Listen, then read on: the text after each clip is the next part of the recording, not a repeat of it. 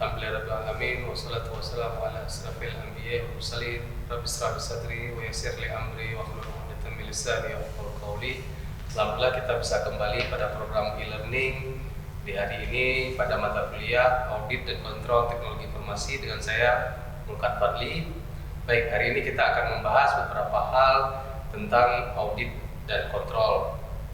Nah, sebelum masuk pada pembahasan tersebut, kita akan lihat ada beberapa outline yang akan kita bahas. Yang pertama tentang tata kelola, kemudian audit, dan kita spesifikkan kepada Cobi. Nah, sebelum membahas kepada kenapa di dalam TI itu kita perlu melakukan audit, maka kita harus melihat dulu beberapa definisi, yaitu seperti manajemen, government, dan governance. Nah, apa perbedaan-perbedaan di antara semua ini? Nah, ini memiliki beberapa perbedaan. Dalam manajemen kita fokus kepada tata bagaimana mengelola, sedangkan government itu adalah pemerintahan yang mengelola, sedangkan governance adalah tata kelola. Nah, di sini ada beberapa perbedaan. Spesifik. Baik, kita lihat kata governance ini berarti maknanya tata kelola. Kemudian di sini adalah rangkaian proses, kebijakan, aturan, budaya, dan organisasi dalam mengelola sesuatu.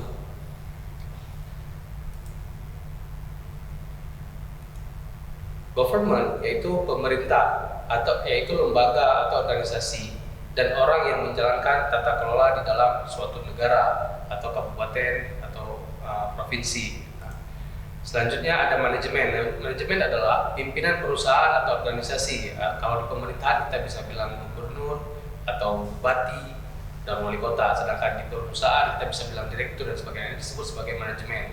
Tindakan perencanaan, pengorganisasian, pengambilan keputusan dan kontrol pada sebuah organisasi. Nah, ini definisi dari government dan manajemen. Nah, apa perbedaan governance dan government? Kita akan lihat beberapa perbedaan dari government dibangun untuk menjalankan governance. Jadi di dalam pemerintahan itu dibangun untuk menjalankan tata kelola di dalam suatu wilayah agar semua kemaslahatan itu tercapai. Nah, government atau pemerintahan ini merupakan organisasi politik. Nah, kalau di dalam organisasi bisnis atau corporation, nah tata kelola corporate governance ini struktur dari proses. Jadi ada perbedaan. Kalau di tata kelola kita berbicara struktur, proses, SOP dan sebagainya untuk merencanakan arah pengelolaan organisasi sehingga mencapai tujuan yang sangat efektif yang seperti diharapkan, yaitu mengharapkan adanya pertumbuhan bisnis di dalam suatu perusahaan. Nah, good corporate governance adalah penataan organisasi bisnis melalui penerapan model dan prinsip-prinsip tata kelola organisasi yang baik. Sedangkan pemerintahan melalui penerapan model dan prinsip tata kelola organisasi yang baik. Ada beberapa perbedaan. Kalau di corporate ya kita berbicara bisnis, sedangkan di government kita berbicara pemerintahan.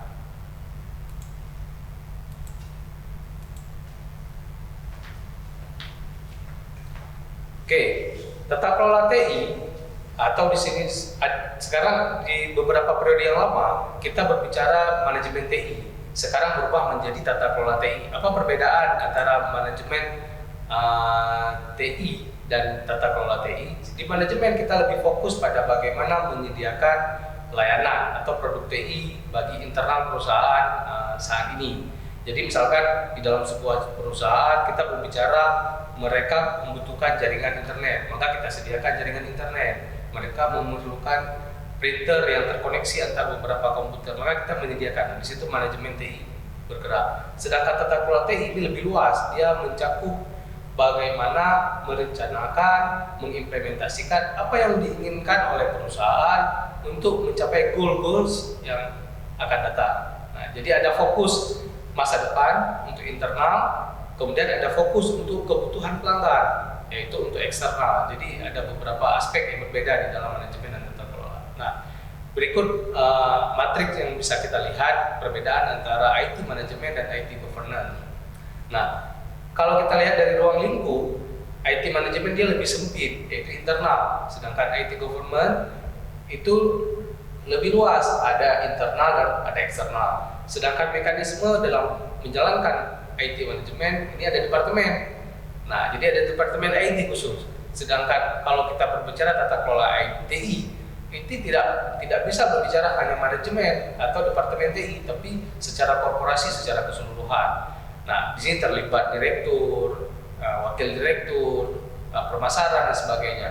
Kemudian kalau keputusan TI di dalam sisi IT manajemen, keputusan TI ini bersifat spesifik. Kita perlu jaringan, maka jaringan saja yang kita perbaiki. Sedangkan IT governance ini tidak bisa spesifik, dia harus sifatnya keputusan korporat. Nah, fokusnya juga berbeda. Di IT manajemen kita fokusnya secara internal, di tata kelola IT kita fokusnya internal dan eksternal. Nah, orientasi pun berbeda. Di IT manajemen orientasi kita jangka pendek. Misalkan kita perlu jaringan untuk 20 orang pemakai, udah kita sediakan di saat itu untuk 20 orang pemakai. Tapi apakah ketika perusahaan 5 tahun lagi akan bertambah karyawannya, kita ganti lagi perangkatnya. Sedangkan tata kelola IT kita berbicara jangka panjang. Misalkan perbankan menyediakan aplikasi mobile. Nah, di dalam aplikasi mobile itu sudah disediakan fitur-fitur untuk jangka panjang, misalkan bisa membuka rekening secara mandiri, pembayaran dan sebagainya. Nah, ini perbedaannya. Oke, di objek keputusan pun ada perbedaan. Nah, kalau kita lihat dari grafik ini kita bisa lihat sebentar saya coba berikan spidol. Oke, di grafik ini kita bisa melihat bahwa IT manajemen secara eksponensial dia secara grafik garis Y dia hanya bergerak di internal, dan di secara orientasi waktu dia hanya bergerak pada saat ini. Sedangkan tata kelola TI secara orientasi waktu dia sampai masa depan 10-20 tahun yang akan datang, apa yang diharapkan. Nah, kemudian secara orientasi bisnis dia eksternal dan internal. Ini ringkasan dari materi tersebut. Oke, ini contoh-contoh bisnis yang sangat tergantung pada TI.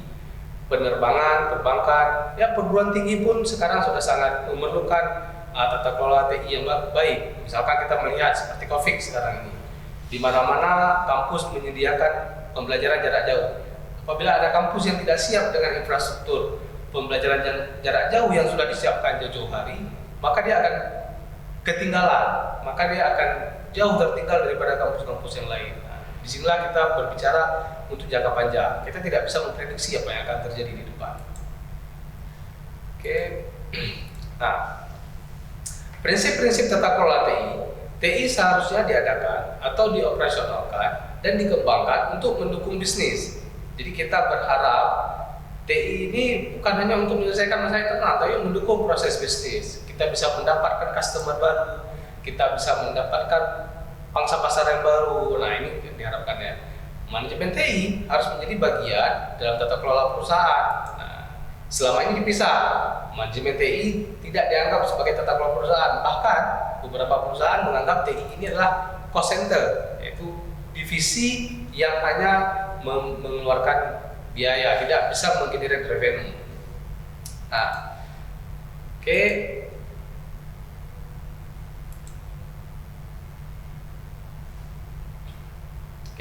Prinsip-prinsip tata kelola TI ada beberapa prinsip.